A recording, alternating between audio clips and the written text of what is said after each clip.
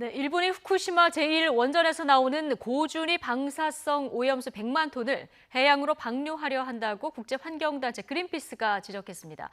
일본이 방사성 오염수 방류를 강행하면 태평양 연안 국가, 그중에서도 인접국인 우리나라가 위험할 수 있다고 그린피스는 덧붙였는데요. 취재 기자 연결해 보겠습니다. 임수은 기자. 네, 행정부입니다. 네.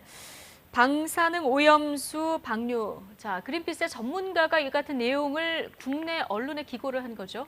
네, 그렇습니다. 그린피스의 원자력 전문가인 숀 버니 수석은 국내 언론 기고문에서 아베 내각과 도쿄전력이 후쿠시마 제1원전에 쌓여 있는 고준위 방사성 오염수 100만 톤 이상을 태평양에 방류할 계획을 추진하고 있다고 밝혔습니다. 이 같은 방사능 오염수 방류 계획은 전부터 꾸준히 제기된 내용입니다. 다만 이번에 일본의 경제 보복과 내년 도쿄 올림픽을 계기로 다시 주목받고 있습니다. 숀 버니 그린피스 수석은 오염수 100만 톤을 바다에 흘려 보내려면 17년에 걸쳐 물 7억 7천만 톤을 쏟아부어 희석해야 한다고 밝혔습니다. 그러면서 오염수가 해류를 타고 순환하기 때문에 태평양 연안 국가들도 방사성 물질에 노출될 수 있으며 특히 한국은 위험에서 벗어나기 어렵다고 지적했습니다. 네. 자, 방사능 오염수가 왜 이렇게 쌓였을까도 궁금한데, 자, 일본 정부와 도쿄전력이 이 방사능 오염수를 처리하지 못하는 이유도 제시가 됐죠?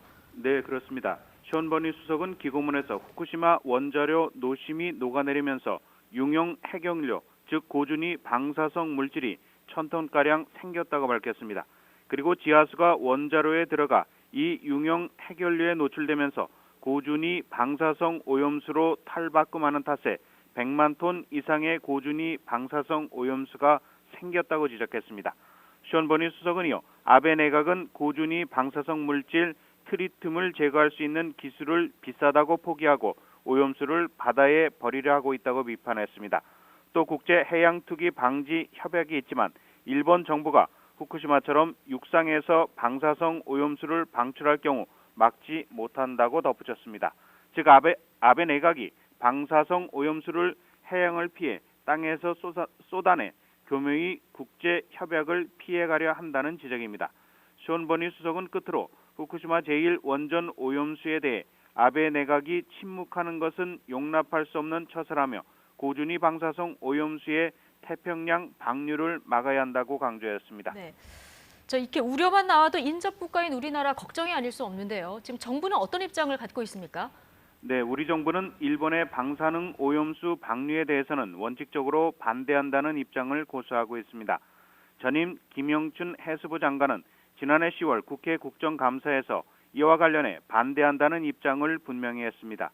김 전 장관은 해류 방향대로라면 러시아와 미국이 우선 피해 지역이라고 전제하고 다만 바다가 다 연결돼 나중에라도 우리 해역에 영향을 미치지 않는다는 보장이 없어서 국제 여론을 같이 조성하고 일본 정부가 함께하도록 요청하겠다고 말했습니다.